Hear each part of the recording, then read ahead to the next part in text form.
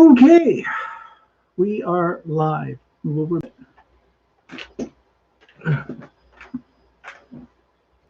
There, that's better. So, who we got? Hi, Billy. Hi, Billy. Long time no see. Yeah. I still feel like I'm off screen. Actually, if you go sit way over there. Yeah, I'm sure. Well, there's 8 people watching us. It takes a few minutes for people to get connected in here. I wish there was some other way I could. I wonder if I could. I just had an idea. You know those hooks that you get for Christmas wreaths? Oh, yeah. And I've got a couple of them out here, I think. I wonder if I hook one at the top down. Hi, Elsie. And Donna. Hi, Teresa. And Teresa. And Donna. We'll give everybody a few minutes to get in here. I think that might work, you know. If I put that. Actually, if I made one that was clear acrylic. Hi, Mary. Hi, Nancy. Hi, Mary. Just discussing here better way to hang up our camera. You can't see it at your end, but hi, Dennis. And, we have a box sitting in the middle of our screen right now. It's the only thing that's the right height, so it doesn't look like we're looking up or looking down. We can see the comments straight on. But the problem is we're staring at a box in the middle. Hi, Luch. Hi, Laura. Hi, Billy again. So I just got this idea of putting some kind of a hanger that could go over the top of the big screen we're looking at and would have the camera down in the right spot. We'll have to see.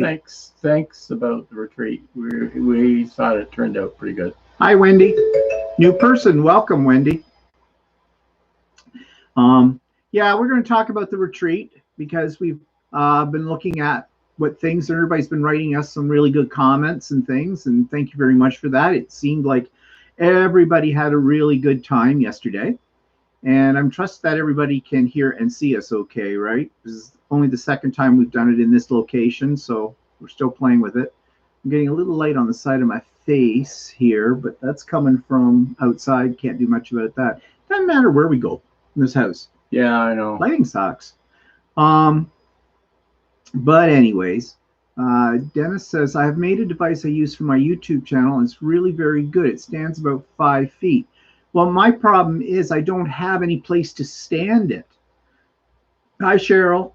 Well, if we got a tripod with a little bit of a big... Yeah, I tried that. Yeah, okay. But the tripod, there's not enough of ledge on here. Hi, Ruth. This is my first time being able to see you live. So sad. Worked the weekend of the retreat, so cheer me out. Oh, okay. Well, welcome, Ruth. Yeah. Glad that you could catch up with us. Okay, we look good and we sound great. Okay, that's good to know. Yeah, well, anyways, I'm still playing with the setup. You print something up? I was thinking of that. And I think I might be able to. I've got some ideas. I'm doing some 3D printing right now, so you might, I don't know if it'll pick it up on the camera or not, but you might hear a little bit of something that sounds sort of like a fan because, well, actually it is a fan, but in there. But anyways, let's get into things. Let's start, before we start talking about the retreat, let's talk about some general things like my mother. Is she all right? Yeah, she's fine. There was nothing there. No, nothing. Jeez. She didn't face plant. Fall out of your chair. No, she was fine. Yeah, my sister was complaining a little bit about her, but that's not unusual. The two of them, anyways, they have a love-hate relationship. I think they love to hate each other or whatever. I've never figured out that relationship, but maybe somebody else would know. I always thought your mom and your sister got along good when they were younger. Yeah, she got both her vaccinations. Yeah, she got both. Second. She's had it all. But we still, of course, can't physically go over and visit her because we haven't been given the shot yet either. And even still, they're being very, very cautious, which is a good thing over at the nursing home. The one that she's in, they're really good at keeping things regulated. So they did have an outbreak, but it wasn't. It was contained fairly. Yeah, very quickly. So, And it's been fairly peaceful over there. I think they're keeping them all still isolated from each other when it comes to meals and things. Somebody's asking about the Eiffel Tower. Oh, hi, Cheryl. Yeah, I'm going to show that in a few minutes. There's a little story about it, too. There's always a little story. But I'm going to show that in a couple of minutes anyways. Yeah, so my mother's fine.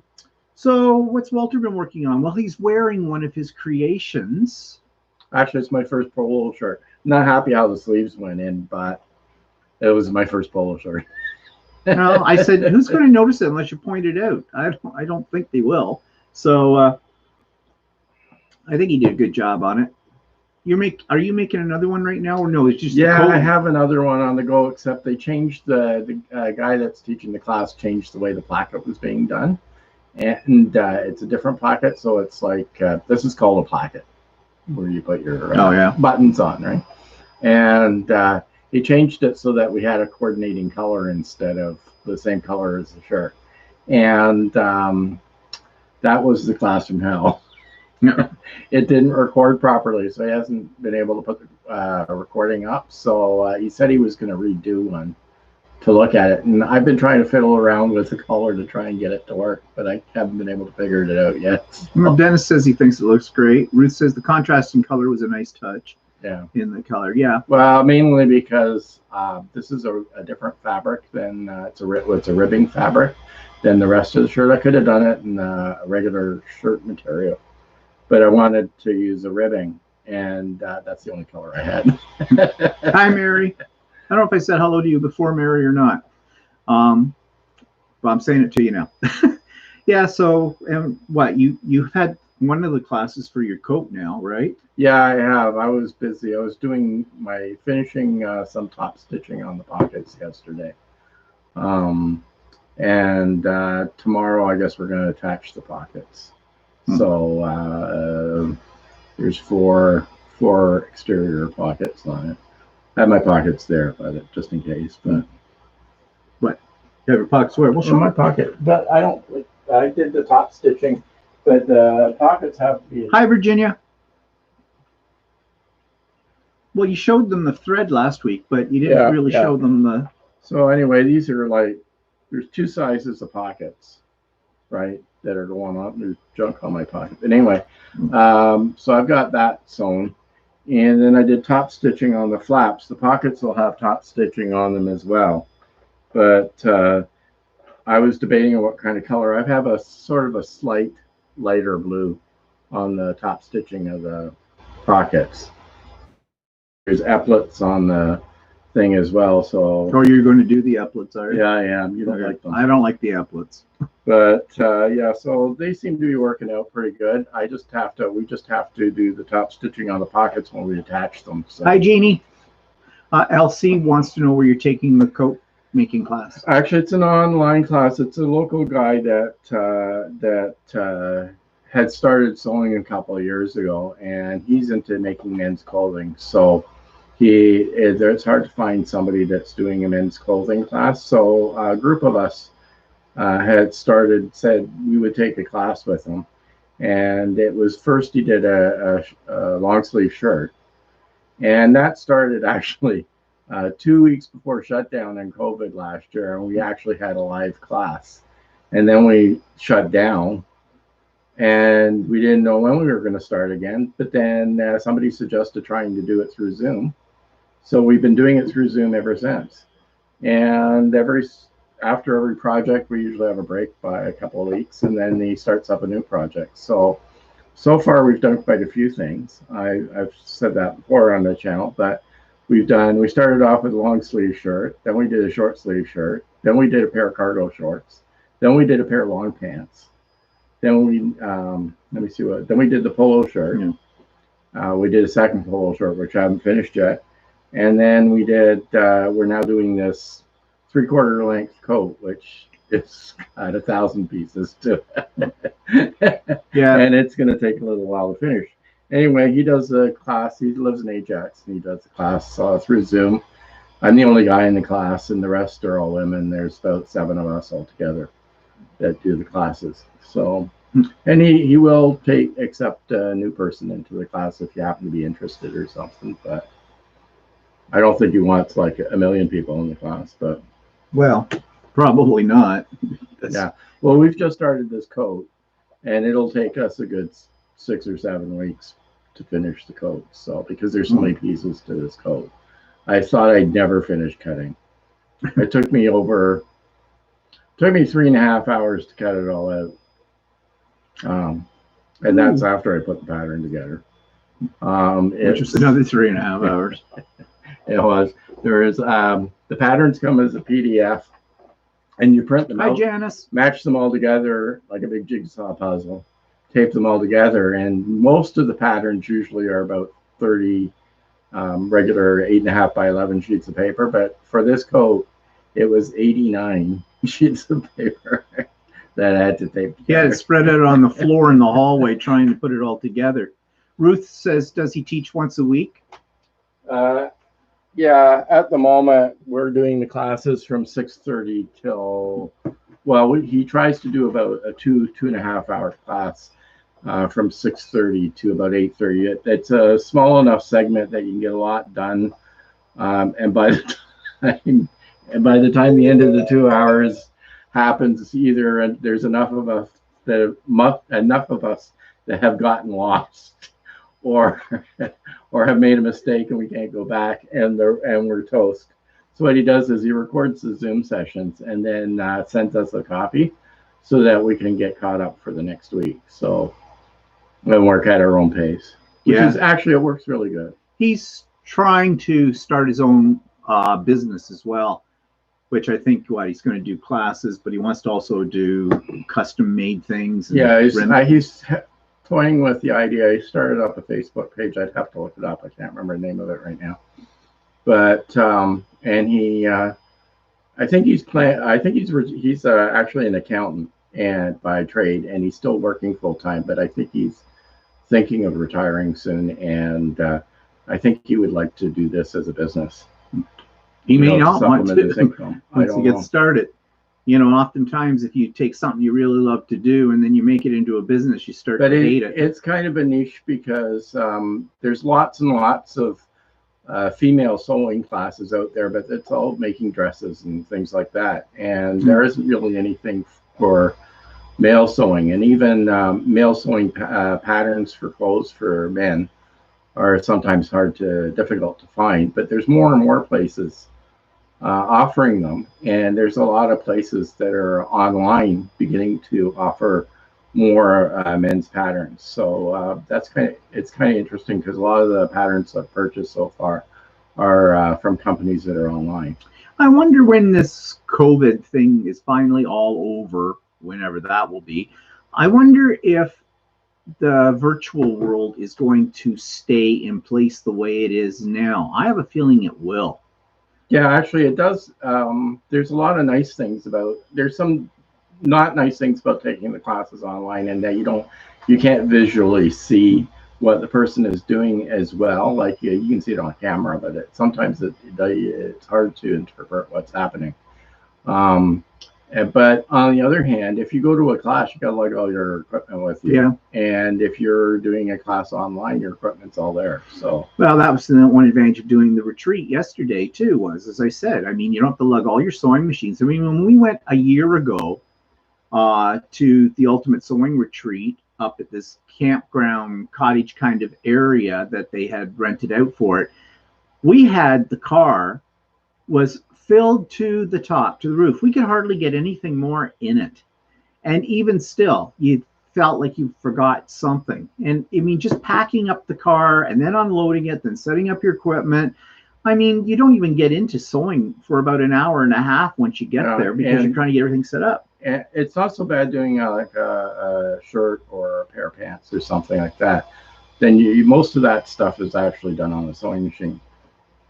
But if you sew stretchy material like this, you kind of need a serger as well. So you not only have to lug a sewing machine with you, you got to lug a serger with you as well. Once you go to a place that can set up a serger for you and let everybody use it, but then you have to take turns using it. So. And then you need an iron, and you need a cutting mat, and that. Now at the retreats, they often set up stations for that. Hi, Andy, and that kind of thing. But I don't want to be standing around waiting for somebody who's decided that they've got yardage that they want to spend the next day pressing. And right now, the people that are in this class, I mean, physically, we're all located in driving distance of each other, but we are kind of spread out here and there, different communities in the area. So it's kind of nice if you want to all start at a specific time. Then you just start when it's convenient, and there's no hall to rent or anything like that. Like, it's all done from a person's home. So yeah, LC says when Lionel and I used to come to our embroidery classes in Oshawa, it was like packing up for a week vacation for 3 or 4 hours. Yeah, and even though we live here in Oshawa, when I was taking classes at Ultimate Sewing, I still had to lug everything with me. And then, you know, it's the packing up and getting it there, the unpacking it, then packing it up to take it back home. And yeah, it's a bit of a pain in the butt. Dennis says it really cuts down on expenses and stress by doing it online. True.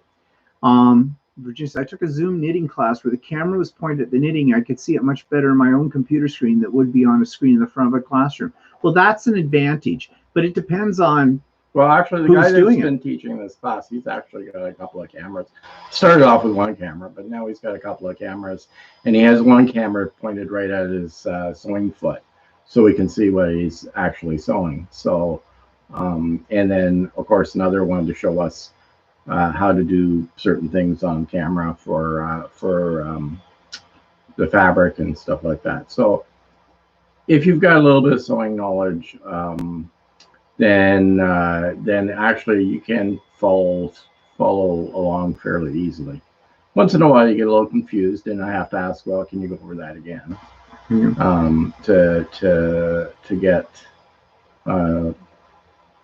make it clear up. But Teresa says our quilting guild used to hold a quilt till you wilt retreat every year. The hotel set up irons and ironing boards all around the room. Food was good too. Well, that's the one advantage of going to a physical retreat. You don't have to cook. Someone else is cooking for you. And if you're in a hotel, there's probably maid service. So they make up your bed and things like that. Where we went was more of a sort of a Christian Bible camp kind of a thing. And they didn't have any kind of like maid service.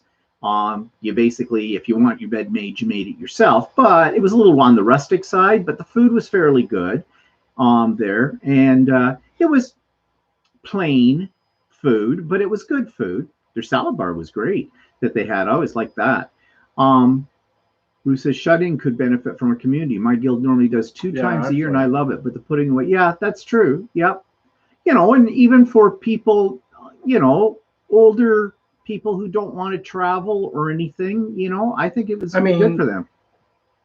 A live, what do you call it, live retreat or in-person retreat is kind of nice because I think a lot of people like it because it's like a little holiday, right? Yeah. You're away from your home environment, and for some people that have families, it's a way to get away from their spouse or their kids or something like that. So it becomes a little holiday for them.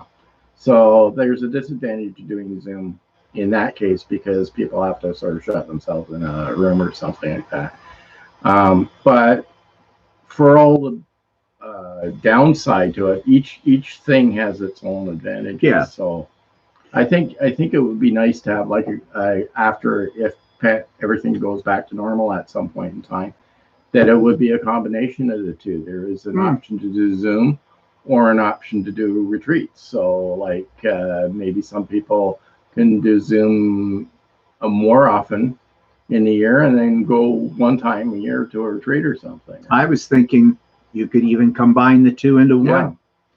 Those that want to physically be there and able to be there, and at the same time you set up a camera in the room. You'd have to have an internet connection, so depending on, you know, what the environment is that you're located in, but then they could tap into that too. So, you know, could have both, a combination. Ruth says, I'm a nurse, and when COVID hit, I missed my week retreat. I found it was an unwind. I tried to stay home for a couple of days, and it was not as much fun.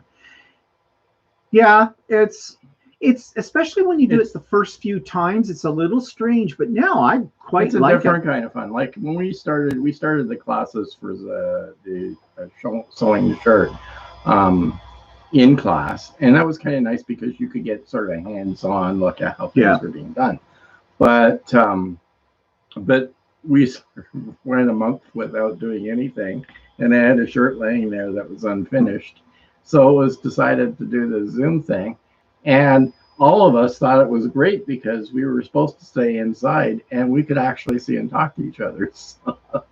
Yeah. Andy says that she taught in class and remote learning and found that doing it separately was better, got better interaction from my learners. Yeah. So you mean, do you mean like trying to teach what I was suggesting, a combination of in class, physically there, and remote? Like that was my idea, or do you mean, and so I'm confused. I'm trying to. No, what she's saying is that they're combining like a class that's being taught online and a class that's being taught in person at the same time. Okay, well, that's what I thought she meant. That's what I was thinking about. Yeah. Yeah, that's probably correct. It's probably better to have like a live retreat and a online retreat as separate items. So. Well, I don't necessarily agree with that because it depends on what you're doing. If it's a class you're teaching, I think they should be separate because I think it's too complicated for the teacher to be able to accommodate people that are there, physically there, and the people that are remotely there because of camera positions.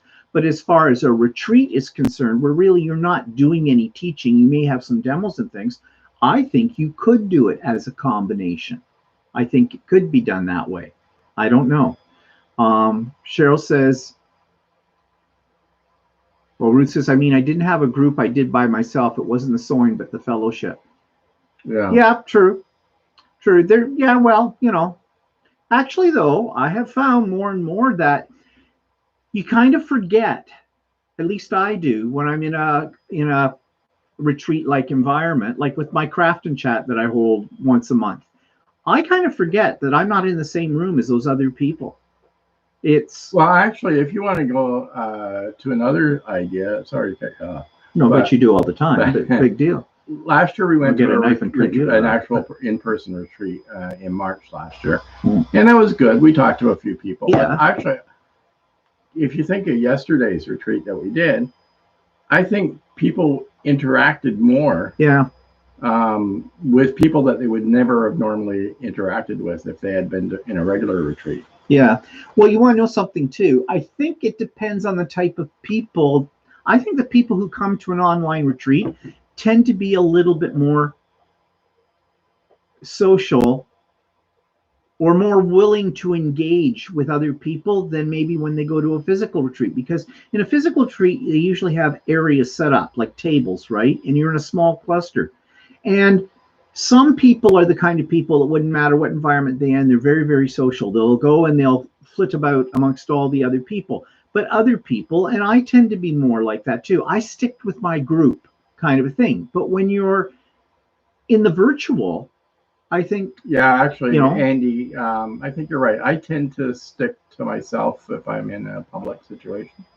But if I'm online, like I was yesterday, it's easier for some reason, it's easier to talk to just anybody. So, yeah. Now, I saw Ruth was asking, when's the next Craft and Chat? They're always the first Wednesday of every month. So the next one would be first Wednesday of April is, okay, come on, you stupid thing. April, that's not a Wednesday, sorry, is the 7th. So the next one will be the 7th. And those always start at 1 o'clock my time, so Eastern Standard Time with that. And everybody's welcome. And I post the week before the Zoom link for it. You don't have to pre-register or anything like that. If you're available and you want to come, you just sign in. So I'm just backing up here. I have 5 retreats this year, but only with 3 other vaccinated friends instead of 20. The place I go to offers massages, manicures, and pedicures, and you can drink alcohol. Always a win-win. Yeah, the place that Ultimate Sewing has there in, it's a Christian Bible camp sort of thing, and you're not supposed to have any booze. That's all I'm going to say about that. And they get it because it's inexpensive. I mean, and it's like a sewing marathon type thing. Yeah. So, Jean says, I really liked yesterday and I'm an extrovert. Yep. And Virginia's an introvert also enjoy working and listening to everything going on. I just find anytime I'm in that kind of situation, I'm more productive for some reason.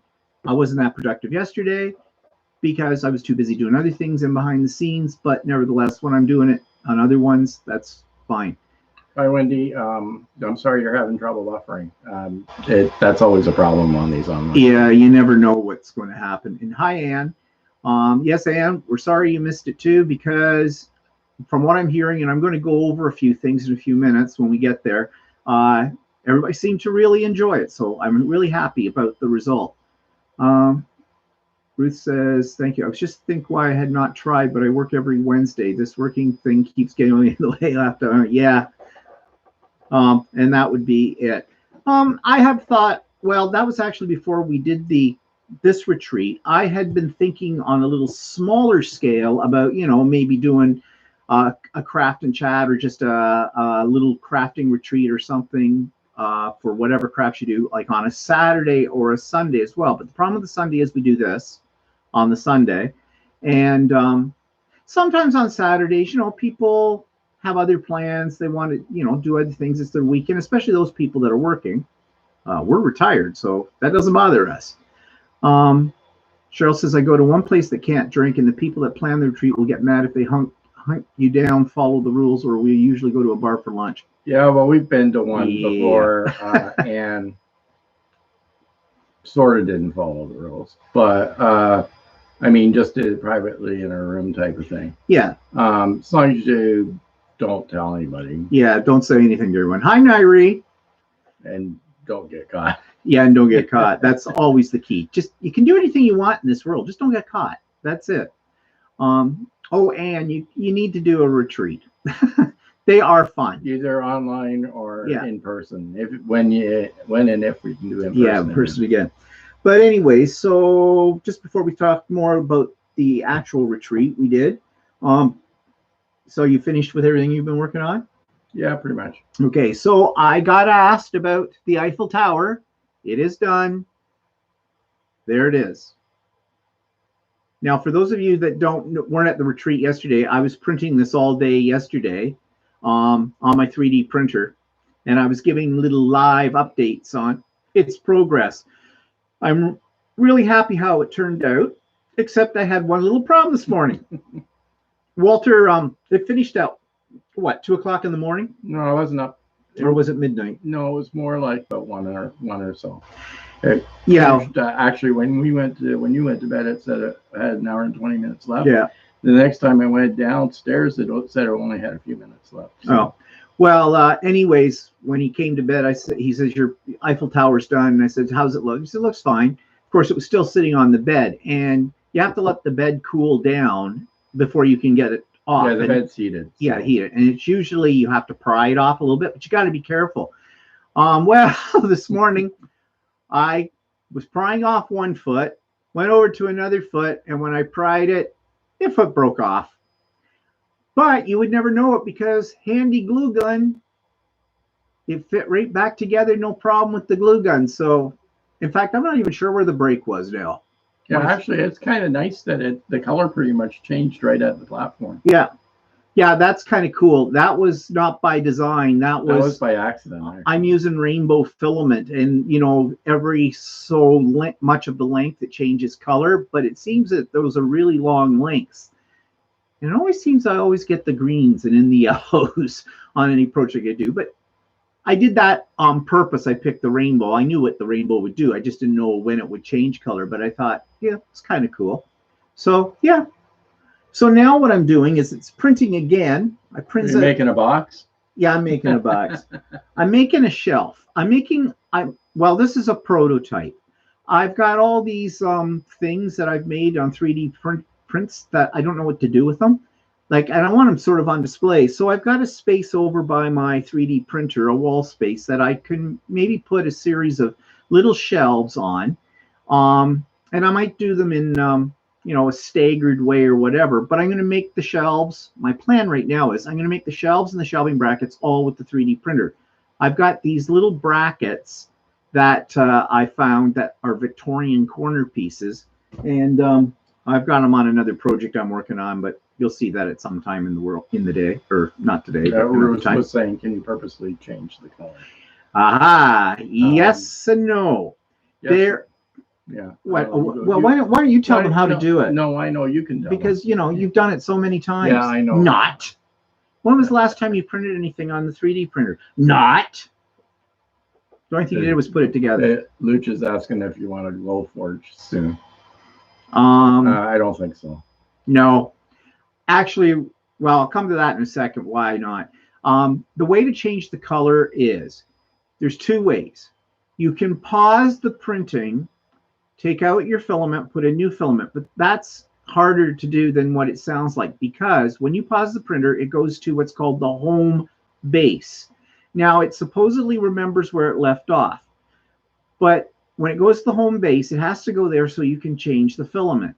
When you change the filament, you have to physically pull it out of the system, and that will knock what they call your x-axis, the up and down axis, can put it out of alignment. So when you restart it again with the new filament in, it goes over, but it may not start in the same spot. In fact, you could knock it off of alignment so badly that it won't even match up with the piece. There is a way to program it so it remembers where it was and you can put in your new filament. I tried that. You still have to be very careful getting the filament out. So no. Now what some people do is they have ones that handle two what they call hot ends. That's the end that the filament comes through and it melts it. And they have two of them on their machine. And it's programmed so that it knows when to switch from one to the other. So you can do basically a two-color combination without having to change your filament. Then there is a box you can buy. And I think it's still somewhat experimental, but it costs well over $1,000. And it pulls in four different colors of filament, 4 different reels, and it's computerized. And what it does is it knows, I don't know how it knows, but it knows when to change color, but you don't have to do anything. It's automatic. I've seen it on YouTube. There's a place here in Canada you can order it from. It looks pretty cool, but I have a feeling there are a lot of problems with it. It's not foolproof. So, and not sure if you want to spend that kind of money. No, I don't want to spend that kind of money. I mean, that's 3 times more than what the printer cost. So, yeah. So about the Glowforge, I've watched some videos about the Glowforge and some other ones too. And apparently they're very fumy to the point where you have to vent them. They have to be vented like a dryer has to be vented.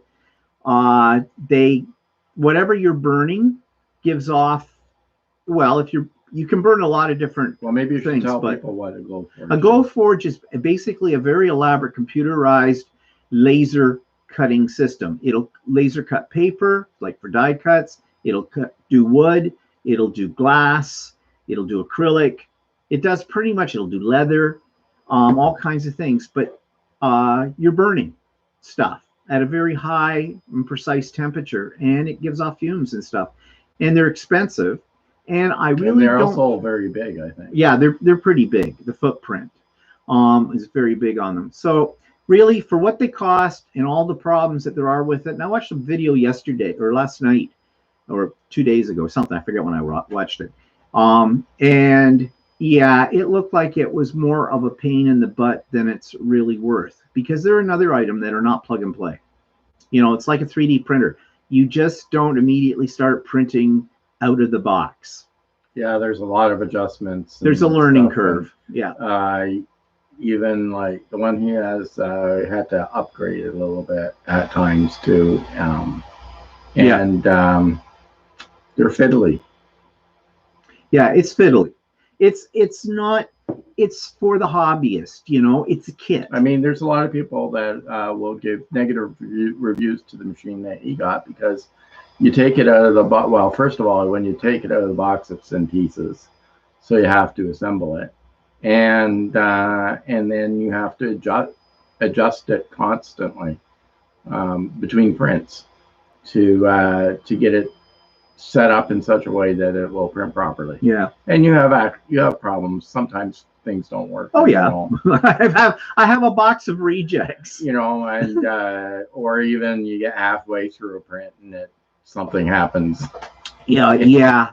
And or some idiot accidentally turns the power off. Yeah, that was we when. won't talk about that. Yeah, we won't talk about my 60-hour print of Shakespeare. That's why he has legs as a platform from that one, because he turned off the power by accident. I was reinstalling our Ring doorbell, and I flicked the wrong power switch. What I have now is a UPS on my printer, so if the power goes out, it keeps going until the power comes back on within a reasonable amount of time, of course. And yeah, Andy, there are printers. I guess there's some printers now. I guess there's a whole subdivision somewhere in the U.S. where they're actually printing all the houses. Yeah. But these are they're printers that take up they're gigantic. They're on cranes. Yeah, and they do concrete. But if the easy way to look at what a printer is, if you can think of it as a giant glue gun. Yeah. Right. And you know and the glue stick is your filament. That's right, Virginia. Right. And what it does is it puts out a precise amount of glue, or in this case, it's filament. And it just draws a line around and layers it over and over and over again, in micromillimeters. Yeah. And that's how it prints. Yeah. You can actually buy a 3D. They call them 3D printing pens. They take the same kind of filament that I'm using in this one, but you buy the filament is in strands basically, or you can buy it on small little wheels and stuff. You stick it into the back. It's just like putting glue in a glue gun, and you heat it up and you squeeze it out. And actually, some people use those to do some finer detail work on their 3D prints. You know, something that doesn't come out perfect, they can use those to correct it. Or they use it sometimes to enhance it. Like some people will put out a vase, for instance, that's smooth on the side, and then they'll put embellishments on the outside with a 3D pen. So. Yeah, but the thing is, I have a philosophy since I got this about printing. I always expect that I will not get a perfect print when I'm doing something I've never done before on it. If it comes out good, like the Eiffel Tower, then I'm very, very happy. But I expect it to fail. And then you learn from your failures. Grandson has a 3D printer pen, Cheryl says. I think they all wore off pretty quick. Yeah, you could buy them at Michael's at one point. Now, they were a little cheaper version than the ones that you can buy on Amazon and that. And I think they've gotten better in the last year or two as well. But I'm still not that interested. But I think a lot of the people who are into the action figure kind of thing, the figurines, they use it for very fine detail because they're very, very particular about those. I'm not so much. Like Walter says, I make boxes. I love making boxes. So that's what I'm printing now is a flat piece that's about a 1/4 inch thick. That's going to be the shelf. And I'll print these brackets. I don't know. This may work. This may not work. Like I said, it's a toy. I'm playing it. It's kind of fun. It's interesting to watch. So. One thing I like about it is it's a new technology I'm learning all the time because there's much to be learned. And that keeps me interested. So, yeah. I'm not going into major manufacturing, though, with one of these because, well, first of all, you'd never be able to because they don't print fast enough. Yeah, it'd take forever. Yeah. But anyways, so what other new toy? Well, I did a quilt on my new Janome M7 machine I told you I got last week. And I quilted one of my UFOs. And actually, it turned out pretty good. And the machine was really nice to use. It's got a 13.5-inch throat, and that's great for when you're quilting on domestic machine. And there's other things about it that I really like. I think I was meant to have this. It was definitely not meant to have a 15,000. That's for sure. That is gone. It's out of my house. I never want to see it again. I don't want to breathe the same air that it breathes. And I'm happy I don't hear swear words there. And I'm still sure that if I come across a 15,000 that someone owns is using and I walk by it, I will shiver. I will take a moment and quake and probably break out in a cold sweat. So, what's Bonbon say? Just wondering, other than your Ring doorbell, do you have outside security camera? Just want to know what's good and why. Why? You want to come over and rob us? No, we have had for quite a while a camera pointing outside, but it's not. It's just a. It's not an actual security camera. No, it isn't. It's just a. Never really. We've toyed with them a few times, but we've never really put an actual outside. The Ring's the closest thing that we've got to, and we just got that one in December, and we bought the cheapest model, which I don't recommend. I would recommend the Ring 3 or whatever, because the cheapest model has they all have batteries in them, and supposedly I've got it wired into our doorbell, and the idea is that it's supposed to recharge, but we found out that it only does something called a trickle charge, and eventually you'll end up having to recharge that particular doorbell, and the battery's not removable on that model that we have, so I have to take the whole thing back off again, recharge it, put it back on again. In fact, the next model up has a removable battery. When was the last time you checked the device health, as it says? Oh, it says now our battery level is 83%. Oh, okay. Well, but they said, when I complained to the company that makes it, this is what they told me. They said, well, it depends on the temperature. If it's colder temperature, it's going to use more power. When it's warmer or something. Well, they don't know. I think it is also because I reversed the leads on it. It said you can put the leads on in any way.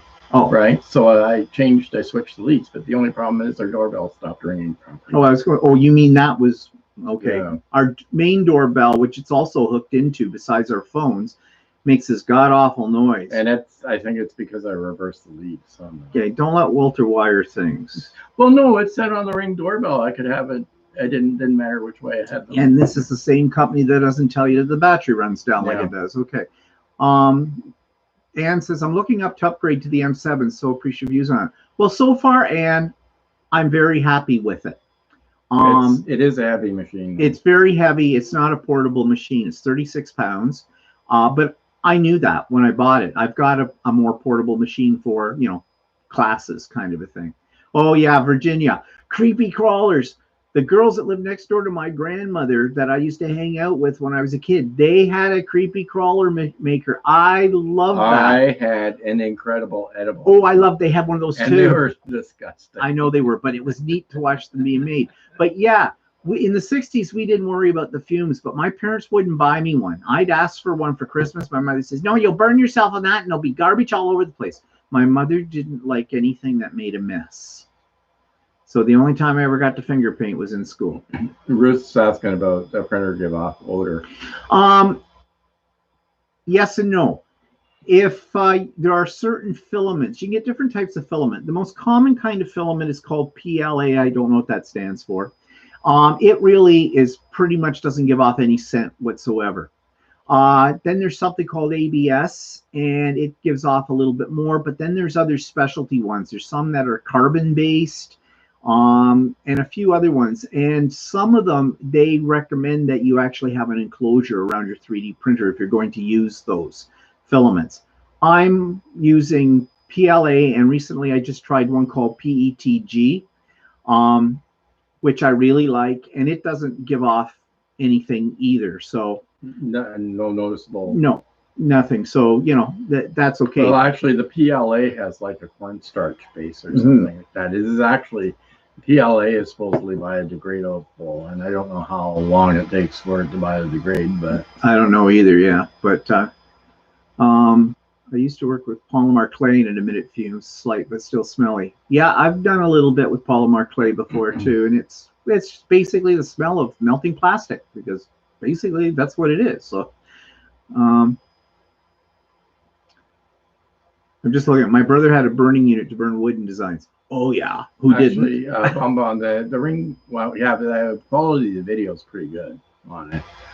They do kind of get you to subscribe to their plan or whatever, which lets you record and keep what's that? Videos, the Ring videos. Oh yeah. You Well, it is a service. We're Yeah. paid $50 a year for it right now.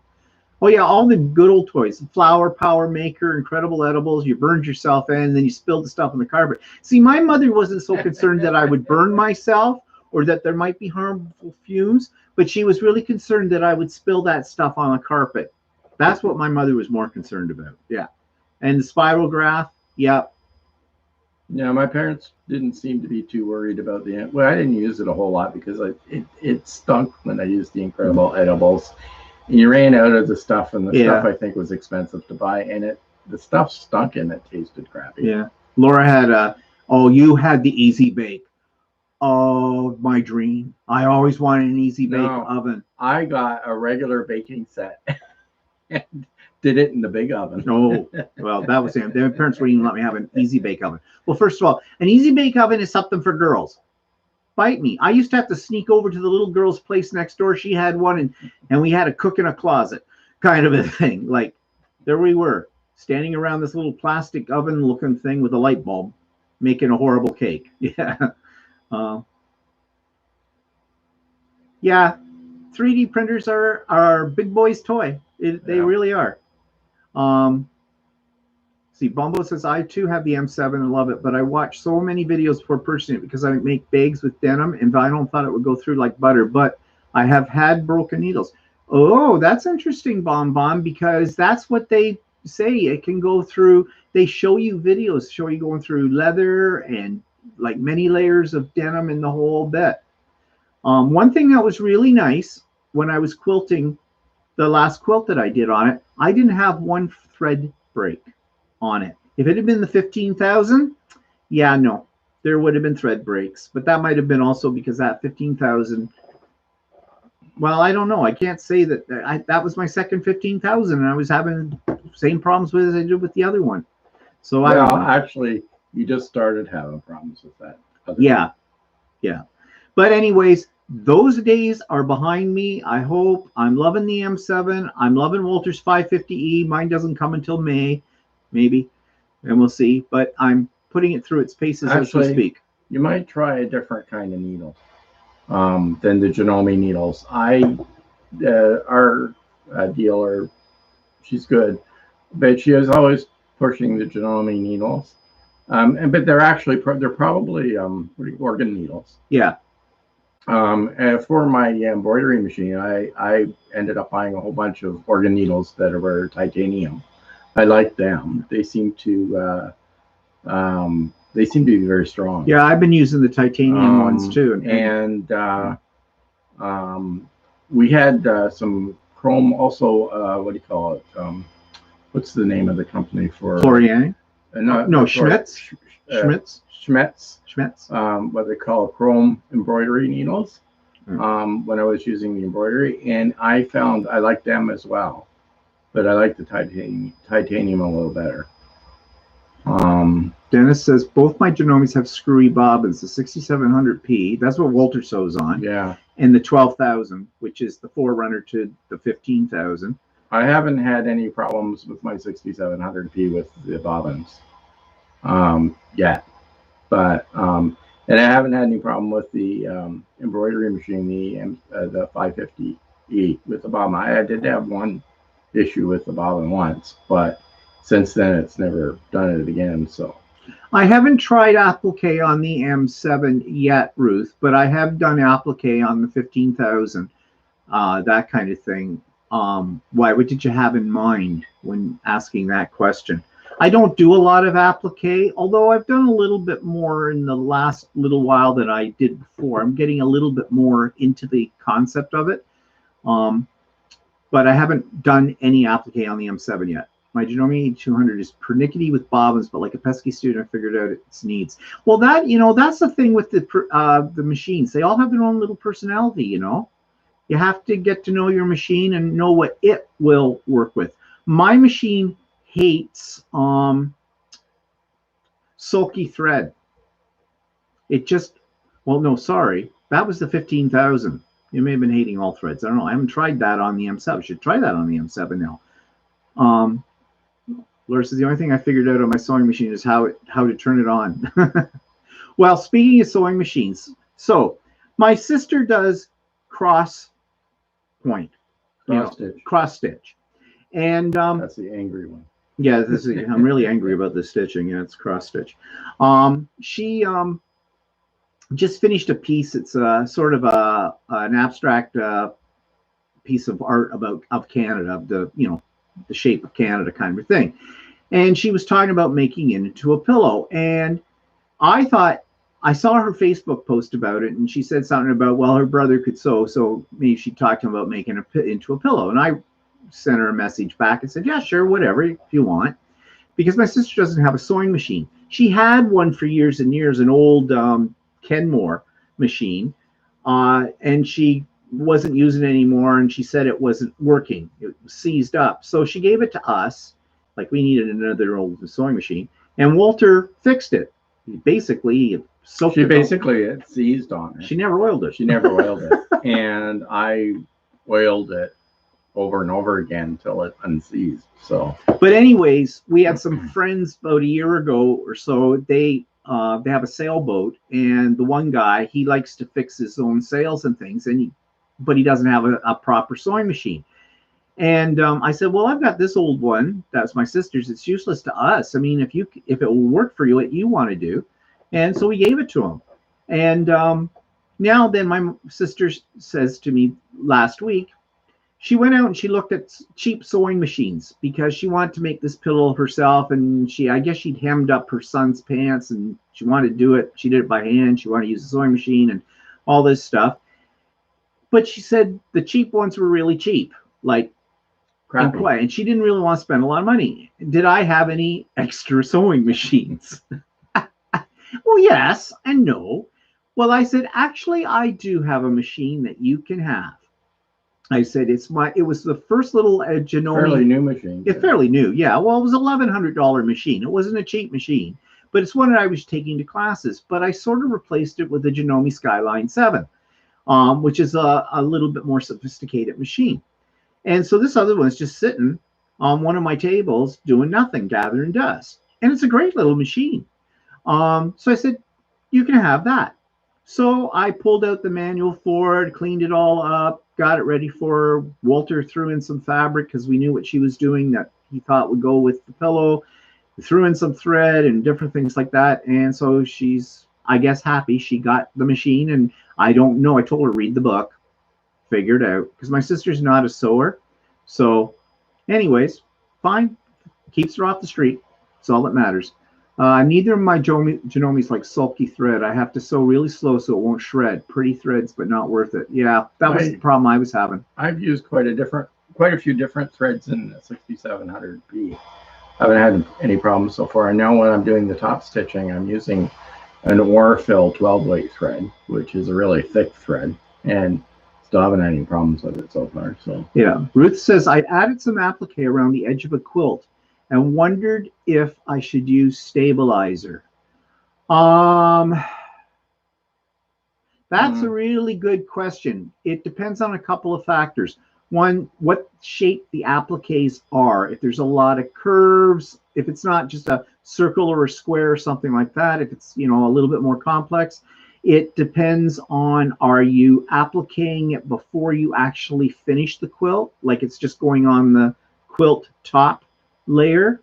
If you're well, most people wouldn't do this, but let's say if you were going through the top layer and the batting and the back layer, then you probably don't need any stabilizer because you've got 3 layers of fabric basically you're going through.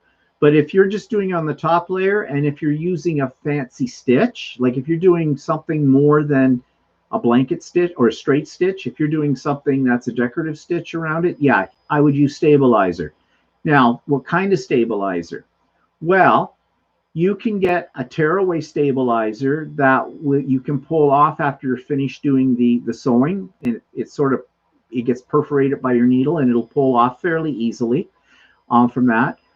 You can use a water-soluble stabilizer, but if it's going to be inside the quilt and no one's going to see the stabilizer, I think what I would use is a couple of pieces of what they call no-show mesh, which is a stabilizer that they often use in clothing. It's softer and it can stay in. It doesn't rinse out, but because it's in between the layers of your quilt, no one's going to see it, and it's just going to hold those stitches a lot better. If you don't use a stabilizer at all, you have the danger of puckering your and stretching your fabric. That's what I know of applique. Anne was saying her Janome won't work with transparent filament thread. Oh, I don't know anybody's that actually, does. I've never used it. I haven't. I tried it once on many years ago. I don't know if I think I tried it on the Janome 15,000, and I didn't have any luck with it. I haven't tried it on the M7 yet. Also, there's different brands. There's a one called Invisifil. Or something Invisifil. Like that, and it's not actually completely transparent. It supposedly will sort of blend in with your colors. Yeah. I haven't tried it on that, but I think you used it once a time ago. Well, I didn't. I just tried. I bought a spool of it, and I didn't use it very extensively. But the traditional transparent filament is called monofilament, and it's like fish line. And it's impossible to wind a bobbin with it, I have found. And it tangles very easily, and it's like working with a thin fish line. But I think they've come a long way since they first had those out there. So I really haven't explored them very extensively. I tried using the was it the 60 and 80 weight stuff from what was that one that we got as samples? So what, the samples from what? From Shirley gave us a couple of samples. Oh, that's Quilter's Select. Quilter Select thread, yeah. Yeah, I've used that to sew a few but that's not invisible thread. No, it isn't. It's a thin thread. I was able to use it fairly well, except I did have a few problems where it bunched up my bobbin a couple of times. Yeah. I really didn't like it, but I was biased. I use Aurifil. I use Aurifil for everything, actually, except for when I'm doing the actual quilting. I use a thread that I get from Monfil in Quebec, their brand, and I find I have a lot of good luck with it. But I like Aurifil. I've used that. I've used the Aurifil, 50 weight mostly. But right now I'm also using the 12 weight, which is actually working all day. But I don't use 12 weight bobbin. I use a 50 weight bobbin on it. Then Ruth, my suggestion would be to use something like a no-show mesh for that applique. It'll stay right inside the quilt, but that's what it's meant to do that. And it's softer, but it'll just give you that extra support, especially if you've got lots of curves, because you can get your fabric to pucker. At least that's my experience with it. Laura bought herself a Singer for $199. Wendy said she has a 9450. She just bought a 9450. Ooh, how do you like it, Wendy? Because that was on my list too. I was debating between it and the M7, mainly because of the difference in the price. Yeah, the 9450 is actually sort of like the 15,000 minus the embroidery features. Yeah, it's a nice machine. It's just it doesn't have the throat side. I think it only has what? It has the same size as the 15,000. 11 inches. 11 inches. Yeah, whereas the M7, I wanted the biggest throat I could get. Size matters. You've heard me say that before. It does. Yes, we hear the printer. It's not squeaking. No. Well, it was squeaking yesterday because I figured out why it was squeaking. Because it had little short retractions to do.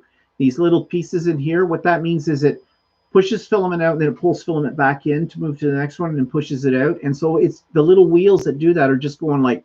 Yeah, Cheryl says Quilter Select's 80. Actually, the Quilter Select that we got was one was 80 and the other one was 60 weight. Yeah. So they do have different weights available. I didn't like working with. I'm used to working with 50 weight when I piece, and I just found the 80 weight just was a little fine for me. Now I didn't spend much time with it. I sold a few masks with it.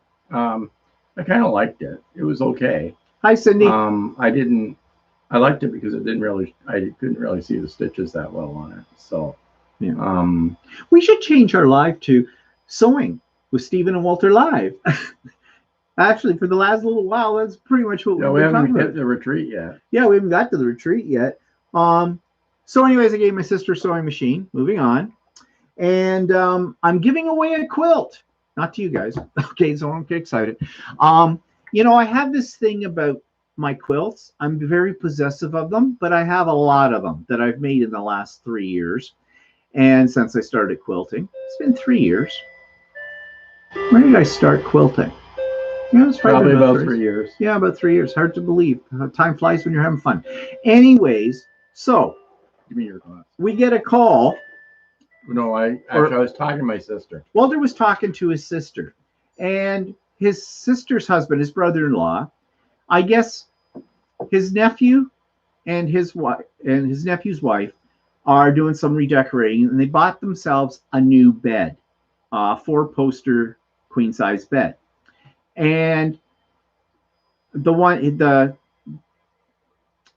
do you call it? His nephew's wife would like to have a quilt for it. Well, Walter's brother-in-law perked right up and said, "Oh, why don't you ask Steve? Steve can probably make you a quilt." And he says, "Oh, well, you can get a queen size, but a king size will do too." Yeah. Now, okay, I certainly don't mind its family and the whole bit, and I've been thinking I should be giving some of my quilts away anyways because they're just sitting on a bed, the guest bedroom, and hanging in other places. And really, after I'm finished the quilt, I look at it for a while, take a picture of it, and I move on to the next project and forget all about that one. So, they should be used. So anyways, I said, yeah, sure. And then his brother-in-law said, well, he'd pay for the fabric. I said, he has no idea how much fabric costs to make a quilt the size that she wants. It's anywhere, it's a couple of $100 minimum to 300. And, and I'm not charging family anyways for this kind of thing. So I had some quilts here, and I wasn't sure what her color scheme was or what she was looking for because she's not a quilter or anything. Well, she was a quilter, she'd make her own. So I pulled out 3. What? No. Never domestic. No. She has other talents. My nephew does all the cooking. She has other talents. She's a very, very clever person. But all those things have changed. But. Yeah, what? That now she's stupid and whoops, what? Well, no, I don't know. Anyways, so I had one quilt that was all finished, and well, I have a lot of quilts that are finished, but it was close to a queen size. I don't make a lot of queen size quilts. I usually stop at about a full size kind of a thing because after a while, queen size get on your nerves. They're harder to quilt too. My brother-in-law goes, well, you can a king size is okay too. Yeah, I have never made a king size. I said to my sister, he has no idea, does he, about how big these things are and how hard they are. So his heart is in the right place, but sometimes his mouth goes into gear first. Yeah, well, he'll tend to. And then my sister was going on about, well, don't feel like you're obligated to give her one and all this other stuff. If you don't want to part with it, don't worry about it. Because that's how my sister is, because she doesn't like. But anyways, so we pulled out this one quilt that I thought was a queen size, and we laid it out on our bed and took a picture of it so we could send her the picture. She lives in the same town as we do, but COVID thing, right? And then I said to Walter, well, I might have a couple of larger ones hanging up with my UFOs that, need to be finished. So I pulled out 2 that were fairly large, and with a little bit of additional sewing on them, they could be made to fit. And they're nice quilts. I like them and everything, but they haven't been layered yet or quilted. It would give me certainly the impetus to get them done if one of those was going to go to her. So we gave her a choice of these 3 quilts, of which one she would like. And we told her the dimensions of them and all that kind of stuff. Well, she picked the first one that we laid out on the bed that is completely done.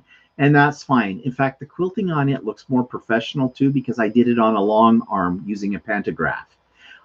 So, it doesn't have my little customizations in it that some of my quilts have. And you know what I mean by customizations. Anyways, that's the one she picked. She likes that. Now, they were supposed to drop over today and pick it up, but she forgot her mother was coming out of town to visit her, from out of town to visit her. So it's another time. No big deal. No problem. In fact, that gives me some time with it because I need to mourn its loss, that it's going away. And I want to do a thing about it on Idiot Quilter this week. I'm going to talk about that quilt a little bit. Actually, it was the first quilt I ever did curved piecing on. I took it in a class. So there is some sentimental things to it, but I'm glad it'll go to a good home, and that's fine. And I think that's broken the ice. Now I think I can give other quilts away with it all. So Hi, Marilyn. Hi, Joan. hi, Marilyn. Hi, Joan. Anyways, just back up here. I wondered about the perils of quilts and family members. Yep, I know. Oh, I did tell her when I was talking to her on the phone, I said, I have one rule, though, about giving you a quilt. And that rule is it cannot be used as a dog bed. Now, first of all, they don't have a dog, so that's not a problem. But I explained to her that's the nightmare for any quilter, to give somebody as a gift a quilt, and then they come and visit them and find the dog laying on it. And that's the dog's bed. Luch says, be careful with the 199 Brothers sewing machine. I've seen some videos on YouTube. My mouth almost dropped. The video was a technician opening it up to repair it. Didn't have a metal frame inside. Yeah, Steve's had a problem. Yeah, my very, very first sewing machine was a Brother that I bought for $189 at Costco. That's what, actually, I did a quilt on that one. That's when I first got it, a little small lap thing, when I didn't know anything about quilting. About it, but it had pieces just dropping off it in no time. So anyways, yeah, I've learned from that. So anyways, I'm giving away a quilt, which is nice. Okay, let's talk about the retreat, shall we? The aftermath. Now, thank you to all of those of you that were at the retreat yesterday, and you sent us some really nice emails thanking us for it, and saying what you liked about it. And yeah, my ego is still exploding now from it all. And you gave us some good suggestions for another one. And right now, I think there probably will be another one, but it's not going to happen tomorrow or next week or even next month. In fact, I'm probably looking at maybe tail end of the summer into September, possibly. The only reason I say that is because when the summer comes, and in spite of COVID and everything like that, people still like to be out and about and don't necessarily want to be stuck in their house for things like this. So I think I will wait. Also, you have these things too often, and people, I mean, we'll still have bored. like the craft and chats and stuff. Yeah, like I'll still be doing my craft and chats and everything like that. Maybe, if somebody wanted to do something like on a weekend instead, we could throw one of those. Yeah, we might. So. If I get, it doesn't have to be on the scale of this one. We can have mini retreats. It would be just simply like my craft and chats. But we get together and just so we don't worry about playing games. Matilda and Glad asked don't make an appearance in those ones because they need a much bigger venue. These girls don't work cheap, and that kind of thing. It'd be just more of an informal social gathering of friends doing what they like to do. But it would be nice probably to do a big one again at some point. Yeah. So here are some of the things that people said they liked and gave me some other ideas for the next one. Everybody seemed to like the quilt slideshow idea, seeing other people's work and stuff. So I would definitely keep that in. Someone suggested, though, and I like this idea, do a show and tell near the end of the retreat so people can see what others have been working on. Actually, depending on the number of people at the retreat, I would do that during the retreat and encourage people to show what they're working on when they finish it. And I think I would do that more in place of what I was trying to do with, getting to know people, like the little interview stuff. I mean, you could do the two in combination, but just be, what are you working on? Show it to us. Because several people were showing what they had accomplished at the end of the retreat yesterday too. Yeah, we had a guy that came from Croatia that had finished a quilt top, and just before he left, he sent us a picture of the quilt top. Yeah, and it was really interesting to see that he had accomplished that. Yeah, in that time. Yeah, so that's something. Now there is the situation where, and several people seem to like this idea, where I would charge a small fee, registration fee that would be non-refundable. Now, I say small, it wouldn't be more than $10. It might be more like $5. But there's two reasons for that. The first reason is really my main reason for doing that would be to try to alleviate the no-shows. We had a good turnout. We had a good turnout. We had an excellent turnout. I kind of figured I'd have about a 25 up to 20 to 25% of no-shows in something like this. Why no-shows? Because it's free.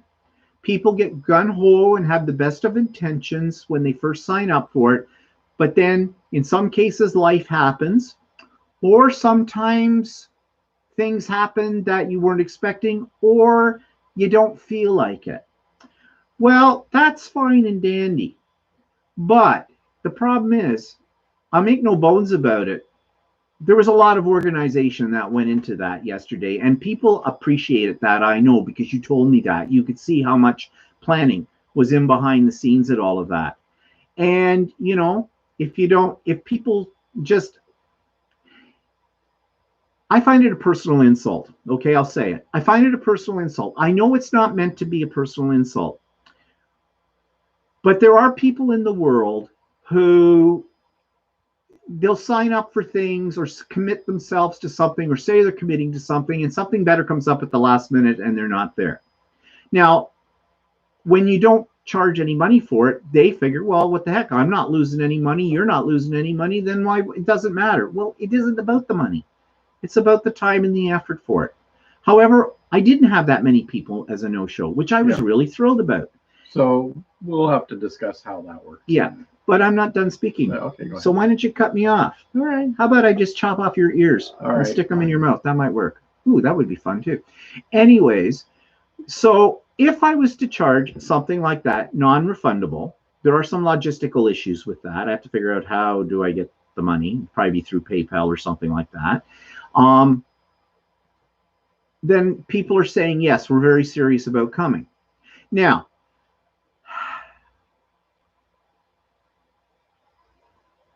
I can also use the money for prizes. And that would be the secondary thing. Because if it's far enough into the future, I can probably reapproach Ultimate Sewing. I might be able to approach a couple of other places as well, but I don't want them to feel they're in competition with each other. There is some politics that has to be played here. So I have to think about it. But if I use the money and buy the, like I buy patterns or something like that, or I buy gift certificates for different things that can be used, again, send them out virtually, then I don't have to worry about politics of things either. Again, these are just ideas floating around in my head. I'm not making any firm decisions on it. So the total number we had yesterday, there were 90 people booked in. We had 81. I had 10 no-shows. Now you're going to say that math doesn't work. It does, because there was one person, which was Donna, who was a presenter. I didn't count her in as one of the participants in my overall number. I had a space reserved for her. You see, I could have had 100 people, but I left 10 spots open because I needed 3 spots for my computers. I needed a spot for Walter, and I needed a spot for Kim, Carol, and Donna as presenters. And that would give me 2 spots left over in case of an emergency or whatever. So that's why it was worked that way. So 10 no-shows. 2 of those no-shows kind of sent me a message at the last minute telling me one was not feeling well, another one had a family problem, and just out of the blue. So that's fine, okay? Although it was, well, these things happen at the last minute. It's just I feel sorry for the people. I still had people on a waiting list. I could have given them their spots. But the other 8 just didn't. And they're the 8 that pissed me off, because I have not heard anything from them to say why they didn't show up. Now, I have a suspicion on 3 of them. They didn't show up because they're members of my guild and they don't like me anymore. And I'm not going to say any more about that. So fine. There was one person that I'm very surprised at, and I'm still kind of asking him why he didn't show up. You know, even if they sent me a thing afterwards and said, I'm sorry I couldn't come because this came up, fine. because life happens, right? So yeah, Anne, exactly. Rude. Yeah, that's the way I feel about it. But I was very, very pleased with the number. So I Yeah, we mean, kind of expected a lot more no shows yeah, to thing, and so the number of the people that actually came, we were really surprised at how well the turnout came and how yeah, responsible people were yeah, that were able to tell us in advance that they wouldn't be able to make it, so that we could fill them in with somebody that was on waiting list. yeah. So some other ideas I have for another one is people really liked the virtual tour of Ultimate Sewing. So I was thinking that I might be able to arrange other virtual tours with some other quilt stores as well. Like, for example, you've heard me talk on the Idiot Quilter about the one out west in Regina called Peachtree. I've never been there, but I have a fairly good relationship online with the owner of it. And I could see myself asking him, could you do a little video or like we'd hook in with maybe Zoom or something through his camera or whatever and show us your shop and talk about it. And I could interview him too. And there's a couple of other ones that I think I could approach and do that as well. I could get Carol probably to do a virtual tour of her scrapbooking store as well. So I thought, people seem to like that, so that might be a possibility. Um, Now, somebody said we could expand the spotlight concept, maybe with Matilda and Gladass, they could conduct some of the interviews.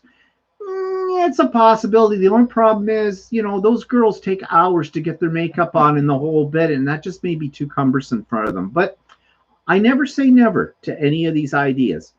And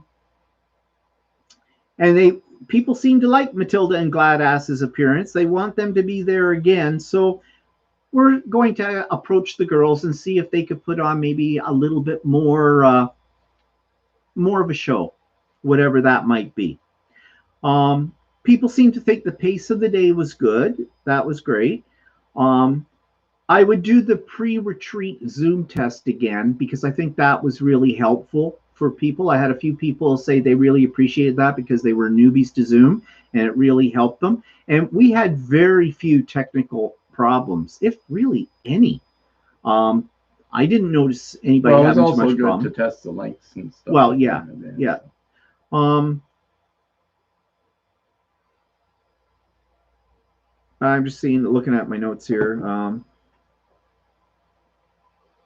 Says, what was the time? Ruth says, what was the time frame? I assume Ruth wasn't there, so. Oh, yeah, Ruth wasn't there. The time frame, it ran from 9 in the morning to 9 in the evening. It was a 12-hour. Yeah, our time, which is.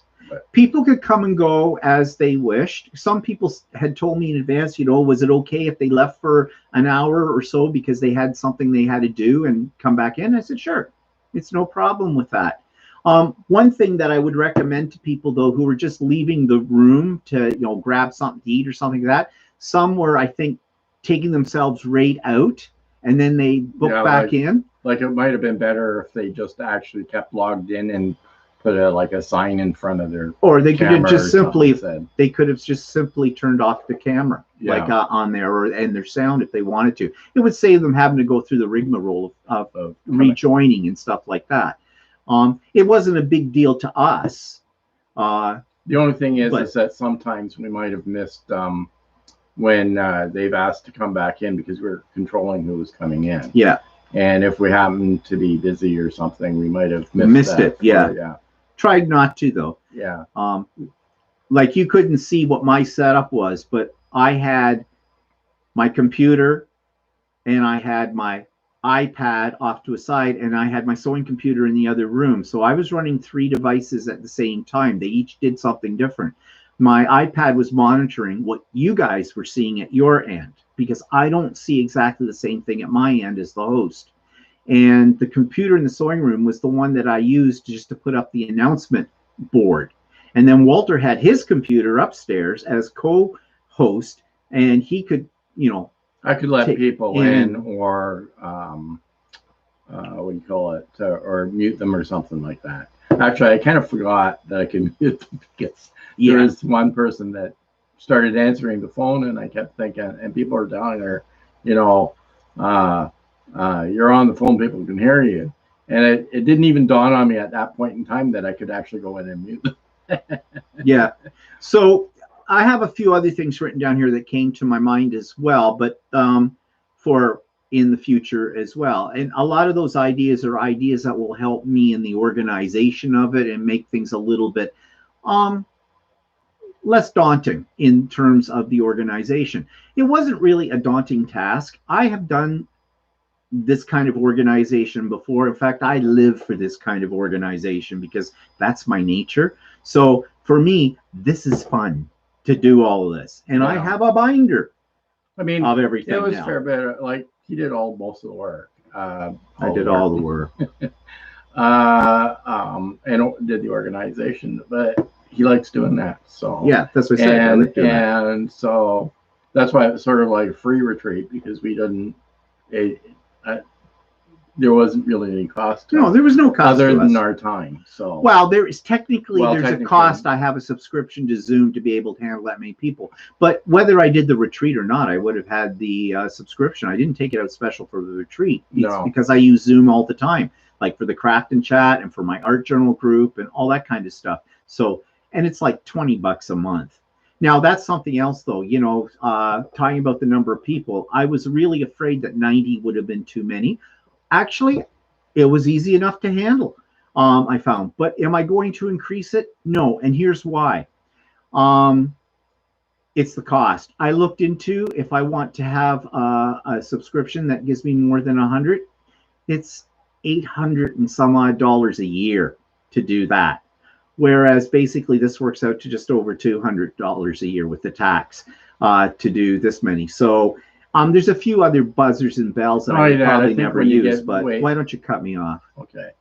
Okay, I'm done now. You go ahead. I forgot what I was going to say. Plus, if you go over the 80 or 90, it may become overwhelming. Yeah, well, that's the other thing. Like, let's stop while we're ahead. And my plan is for the next one, all the people that were there on this retreat, I have everybody's email.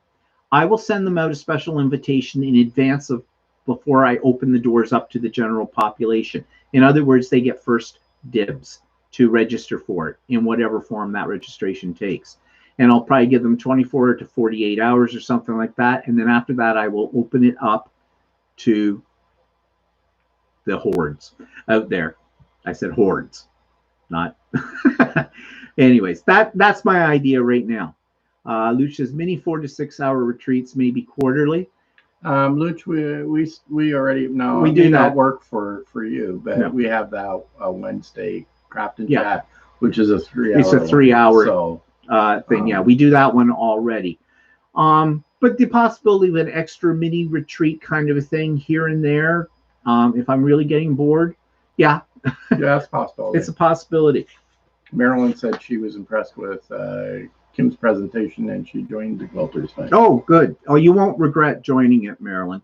And I hope you'll be able to join on the every other. She does it 2 Fridays a month, where she does it live Zoom, and yeah, that's really great. So I hope we'll see it. Yeah, well, somebody already suggested doing one in the fall because people are getting ready for Christmas and stuff like that. And a Christmas prep retreat. That's always those. I'm sure that would be very popular because people at that point are all thinking about it. So I am thinking that'll be more towards the fall. Also, I'm being a little selfish because I have a sew day with the men's quilting guild that I belong to online on Saturday. Kim is running. Kim runs a retreat usually twice a year. She calls it Energize, and she's having hers.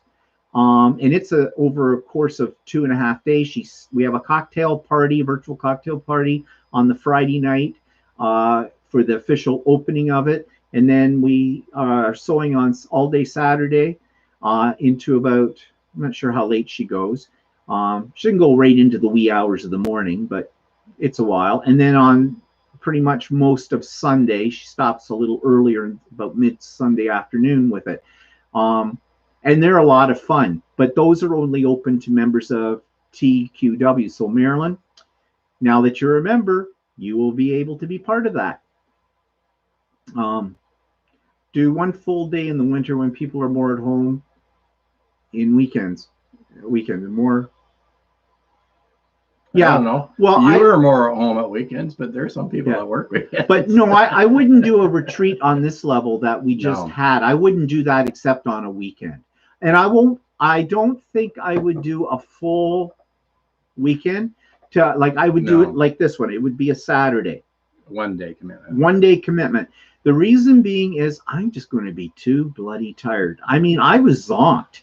I mean, I think everybody else was zonked too. You know, it was a fairly, busy day. And I hope I didn't have too many planned things that interrupted people from their work, because I was trying to be very conscious of that. And I really appreciated the conversation that was happening amongst people that were there. That was great. Because it gave me the chance not to have to do anything else, so I could get my other stuff done too. But it was nice. There were a few quiet moments. Yeah, but you get that in a physical retreat too. And even on Craft and Chat, we're not talking the full time.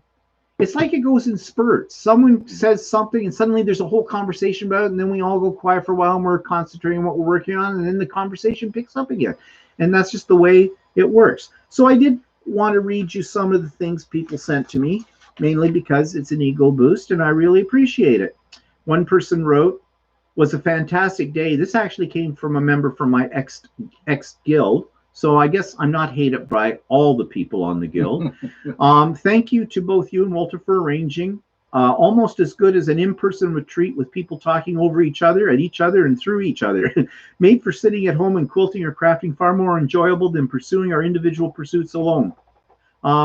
Maybe for future, a couple of demos and like in-person retreats. You participate in if you want to." Yep. And in fact, Donna, who was the hostess with the mostest for Ultimate Sewing in that video, she's already said to me that she would love to do a demo of something if we have another retreat. So I said to her, you're on my list. Thanks so much for allowing me to participate. I've never been to a retreat or anything like this and was unsure what to expect. So that was a newbie person. And it was fantastic. I had so much fun, and I could see that everyone else was having so much fun. I think you should definitely start charging for future retreats, as I would gladly pay. Yeah, how much? Can we start at 100?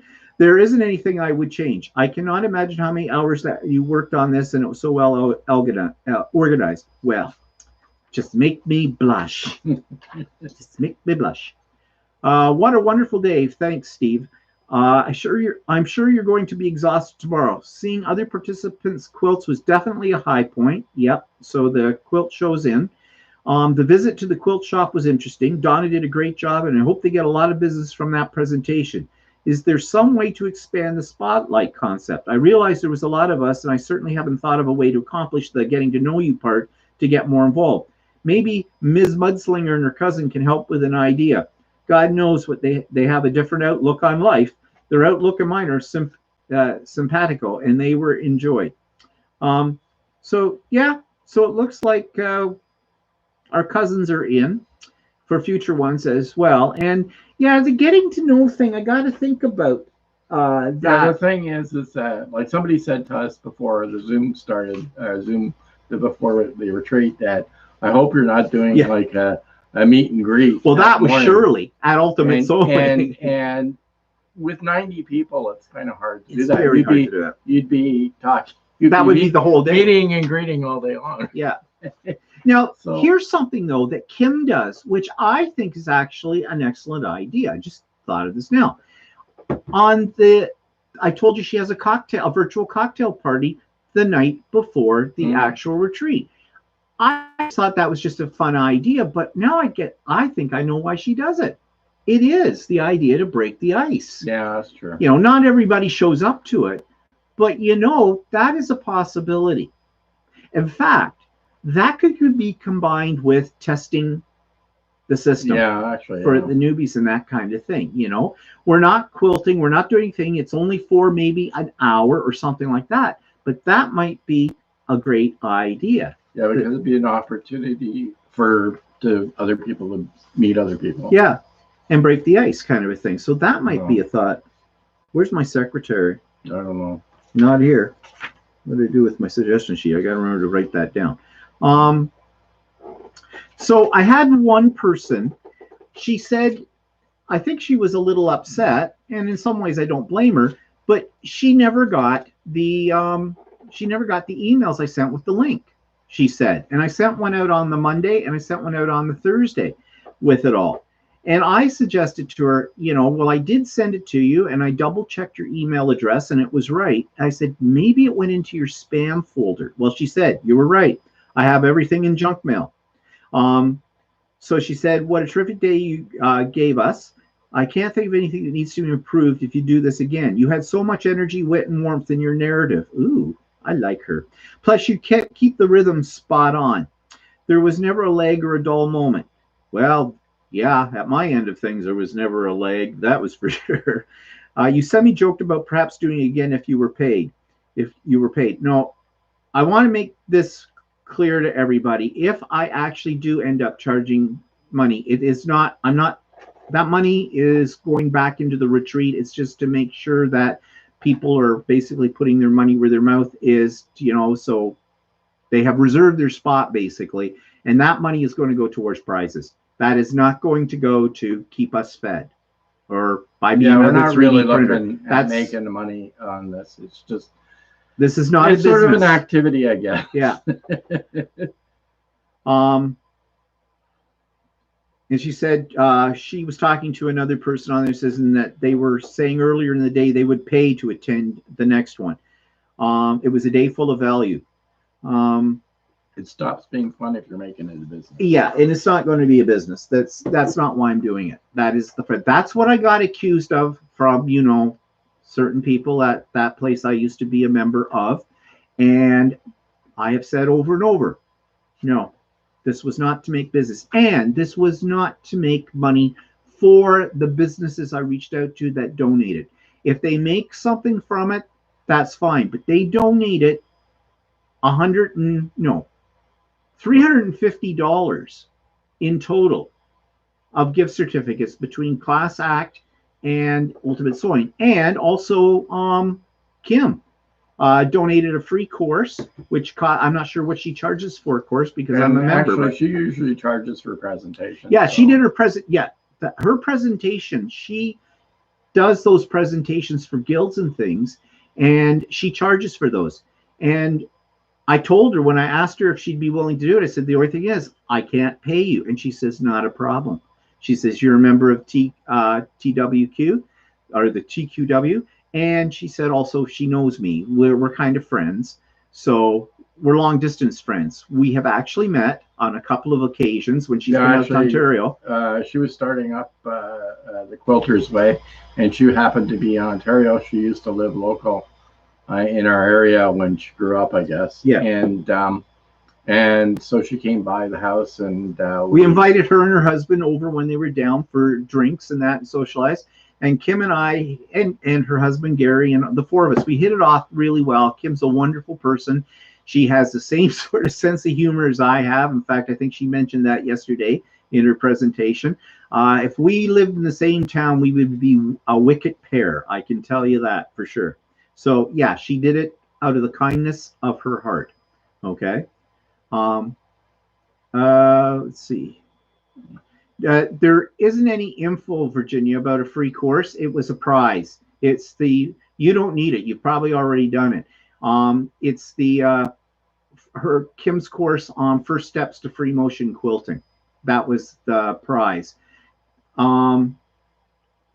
No, it wasn't in Saturday's mailing. That only went out to the person who won it. Wasn't there some sort of a coupon? Yes, she had a code for 3 of her other courses for a discount on those. Now, if you didn't get that, you should have got that, Virginia, because I sent it out yesterday. I sent it out actually during Kim's presentation. So take a look if you're interested in that. It only runs until midnight tonight. So if you want, I can send it to you again. Just let me know if you can't find it, if you're interested in that. But I think actually, Virginia, those 3 courses, because you're a member of the Quilter's Way, are free for you. Is she part of the Quilter's Way? Okay, I wasn't sure. Yeah, so you don't have to worry about that.